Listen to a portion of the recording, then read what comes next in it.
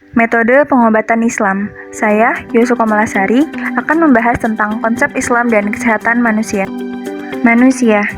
Manusia adalah makhluk ciptaan Allah yang paling sempurna karena dilengkapi oleh akal. Hal-hal yang diperlukan dalam proses penciptaan manusia adalah: yang pertama, manusia diciptakan oleh Allah dengan proses yang sangat menakjubkan, tercantum dalam surat Al-Mu'minun ayat 12-14. Yang berarti, manusia diciptakan dari saripati tanah, kemudian ditempatkan pada tempat yang kokoh berupa rahim. Kemudian dari air mani itu dijadikannya menjadi segumpal darah dan segumpal daging, lalu diisi oleh tulang belulang dan dibungkus oleh daging, dan diubahnya menjadi makhluk dengan bentuk-bentuk yang berbeda-beda. Yang kedua, selama hidupnya manusia mengalami beberapa masa, tercantum dalam surat Al-Hajj ayat 5. Telah diciptakan dari tanah, melewati masa bayi, berangsur-angsur menuju kedewasaan. Salat dewasa tersebut ada yang diwafatkan dan ada yang dipanjangkan umurnya sampai pikun. Ketiga, kemuliaan yang Allah berikan kepada manusia.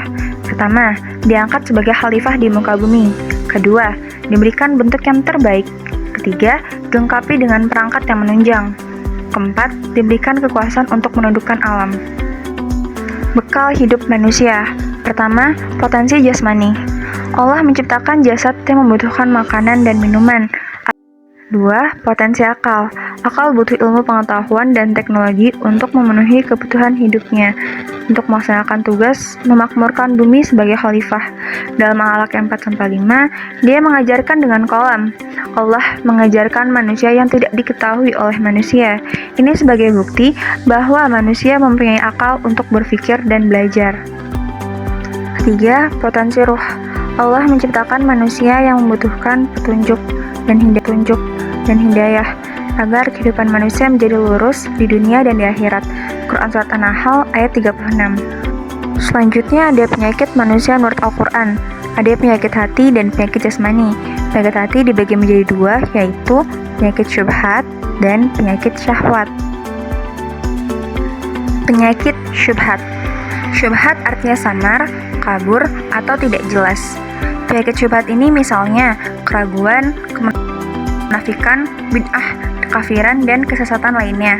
Dalam surat Al-Baqarah ayat 10 dinyatakan, dalam hati mereka ada penyakit, lalu ditambah Allah Subhanahu wa Ta'ala penyakitnya. Dalam Al-Quran juga disebutkan supaya orang-orang yang di dalam hatinya ada penyakit, dan orang-orang kafir mengatakan, apakah yang dikehendaki Allah dengan bilangan ini sebagai perumpamaan? Selanjutnya, penyakit syahwat. Syahwat artinya selera, nafsu, keinginan, atau kecintaan. Penyakit syahwat misalnya rakus terhadap harta, tamak terhadap kekuasaan, ingin populer, mencari pujian, suka perkara-perkara keji, zina, dan kemaksiatan lainnya. Dalam Al-Ahzab ayat 32 diceritakan, hai istri-istri Nabi, kamu sekalian tidaklah seperti wanita lain. Jika kamu bertakwa, maka janganlah kamu tunduk dalam berbicara, sehingga berkeinginanlah orang-orang yang ada penyakit di dalam hatinya. Penyakit jasmani.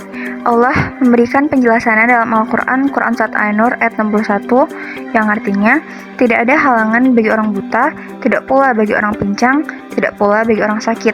Allah menyebutkan penyakit jasmani ini dalam pembahasan mengenai haji, puasa, dan berwudu. Oleh karena itu, bagi orang yang mengalami penyakit jasmani, tetap diperintahkan untuk melaksanakan ibadah kepada Allah Subhanahu wa Ta'ala. Selanjutnya, obat segala penyakit. Doa adalah obat. Doa akan memerangi, mengobati, mencegah, menghilangkan, atau mengurangi bencana yang menimpa. Dalam hadis riwayat Al-Hakim, dalam sahihnya dari Ali bin Abi Thalib, selain doa, ada pula Al-Quran sebagai obat dari segala penyakit.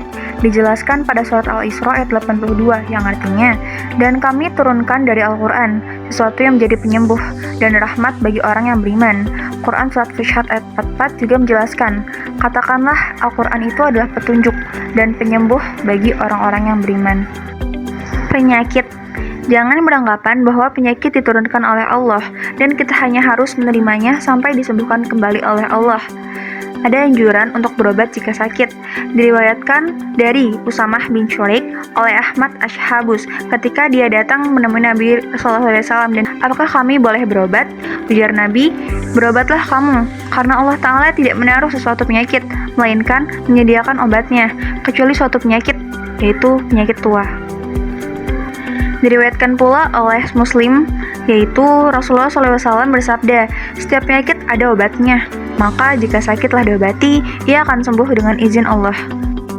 Hukum berobat. Asy-Syaikh Muhammad bin Shalih merinci hukum berobat menjadi beberapa keadaan. Yang pertama, bila diketahui atau diduga kuat bahwa berobat sangat bermanfaat dan meninggalkannya akan berakibat kebinasaan, maka hukumnya wajib. Kedua, bila diduga kuat bahwa berobat sangat bermanfaat, namun meninggalkannya tidak berakibat kebinasaan yang pasti, maka melakukannya lebih utama. Ketiga, bila dengan berobat diperkirakan kadar kemungkinan antara kesembuhan dan kebinasaannya sama, maka meninggalkannya lebih utama agar dia tidak melemparkan dirinya dalam kehancuran tanpa disadari. Bahan-bahan yang dilarang. Pertama, bahan atau hewan yang diharamkan secara syariat untuk dimakan. Contohnya, najis, tuak atau alkohol. Kedua, bahan yang dilarang secara khusus, meliputi besi panas, racun. Diriwayatkan dari Jabir bin Abdullah, aku pernah mendengar Rasulullah bersabda, apabila ada kebaikan dalam pengobatan yang kalian lakukan, maka kebaikan itu pada berbekam, minum madu, membakar dengan api, akan tetapi aku tidak suka berobat dengan cara kai. Hadis riwayat Bukhari dan Muslim. Pengobatan dengan ruqyah dan doa-doa. Disyariatkan pengobatan dengan mantra dan doa-doa jika mengandung zikir kepada Allah dan diucapkan dengan bahasa Arab yang dapat dimengerti, karena kata-kata yang tidak dapat dimengerti tidak dapat dijamin akan bebas dari unsur kemusyrikan. Diterima dari Auf bin Malik. Di masa jahiliyah, kami melakukan pengobatan dengan mantra-mantra, lalu kami tanyakan, ya Rasulullah, bagaimana pendapat Anda dalam hal ini? Ujar Nabi, coba bawa kepadaku mantra-mantra tuan-tuan itu. Tak apa jika mantra itu tidak mengandung kemusyrikan. Diriwayatkan oleh Muslim dan Abu Daud. Menurut Syafi'i, mengenai mantra ujarnya, tidak apa membaca mantra yang terambil dari kitabullah atau zikir-zikir yang diketahui jelas dasar syariatnya. Pengobatan Islam. Sesuai dengan tuntutan syariah, sumber utama adalah Al-Quran dan hadis. Dapat berupa pengobatan dengan ruqyah, bahan-bahan yang tersedia di alam, atau kombinasi dari keduanya, dan tidak menggunakan bahan-bahan yang dilarang atau diharamkan. Bahan-bahan alam yang tercantum dalam Al-Quran meliputi kurma, madu, tin, zaitun, delima, jahe, serta pisang. Selanjutnya, saya akan membahas mengenai hadis dalam Musnad Imam Ahmad yang diriwayatkan juga dari Abu Mas'ud secara marfu' yang berisi, setiap kali Allah menurunkan penyakit, Allah pasti menurunkan penyembuhnya. Hanya ada orang yang mengetahuinya dan ada yang tidak mengetahuinya. Sesungguhnya, Allah telah menurunkan obat untuk penyakit-penyakit tersebut. Akan tetapi, manusia belum dapat menemukan ilmu untuk penyakit tersebut. Rasulullah SAW mengaitkan kesembuhan terhadap penyakit dengan kesesuaian obat. Karena kalau obat itu diberikan dengan cara yang salah atau diberikan dengan dosis yang berlebihan, justru menyebabkan munculnya penyakit lain. Kalau dosisnya kurang, juga tidak bisa mengobati. Waktu yang tidak tepat juga bisa menyebabkan obat tersebut tidak berfungsi. Apabila tubuh juga tidak mampu menerima obat tersebut, atau daya tahan tubuhnya kurang mendukung dalam mengkonsumsi obat itu, atau ada pantangan yang dikonsumsi sehingga menghilangkan fungsi obat tersebut, kesembuhan juga tidak bisa dicapai karena tidak ada kesesuaian. Kalau benar-benar ada kesesuaian, penyakit pasti bisa sembuh. Oleh karena itu, dapat disimpulkan bahwa berobat tidak bertentangan dengan tawakal, karena hakikat tawakal adalah bersandarnya hati kepada Allah untuk mendapatkan hal yang berguna bagi diri si hamba dan menolak hal-hal yang berbahaya dalam urusan dunia dan akhirat. Namun, penyandaran itu harus diiringi dengan melakukan ikhtiar. Bila tidak, maka berarti menentang kebijaksanaan dan syariat Allah. Jangan sampai seorang hamba menjadikan kelemahannya sebagai tawakal atau ketawakalannya sebagai suatu kelemahan. Hal ini juga merupakan bantahan terhadap golongan orang yang menolak untuk berobat, karena ada orang yang berpendapat kalau kesembuhan itu sudah ditakdirkan oleh Allah, maka berobat itu tidak ada gunanya. Kalau memang tidak ditakdirkan, berarti juga tidak berguna. Padahal, penyakit merupakan takdir Allah, sementara takdir Allah itu tidak dapat ditolak ataupun dipungkiri. Lalu, Rasulullah menjawab dengan, semua obat-obatan itu, ruqyah, dan doa-doa yang penangkal sakit termasuk takdir Allah. Tidak ada sesuatu pun yang keluar dari takdirnya. Takdir Allah dapat ditolak dengan takdirnya pula. Penolakan itu sendiri juga termasuk takdirnya. Maka tidak ada jalan apapun untuk keluar dari takdirnya dalam bentuk apapun. Demikian ini seperti menolak takdir lapar, haus, panas, dan dingin dengan hal-hal yang merupakan kebalikannya. Juga seperti menolak takdir musuh dengan jihad. Semuanya adalah takdir Allah. Orang yang berusaha menolak dan ditolak, dan penolakan itu sendiri. Kesimpulan, manusia tidak dapat terhindar dari penyakit. Ada penyakit jasmani dan penyakit hati, seperti syubhat dan syahwat. Untuk penyakit-penyakit tersebut ada obatnya, berupa Al-Quran, doa, dan bahan alam.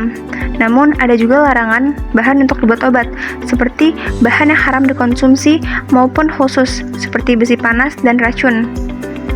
Ketika tertimpa penyakit, manusia dianjurkan untuk berikhtiar dengan cara berobat. Karena suatu penyakit merupakan takdir Allah, dan takdir Allah dapat ditolak dengan takdirnya pula. Sekian dapat saya sampaikan dari metode pengobatan Islam ini. Wassalamualaikum warahmatullahi wabarakatuh.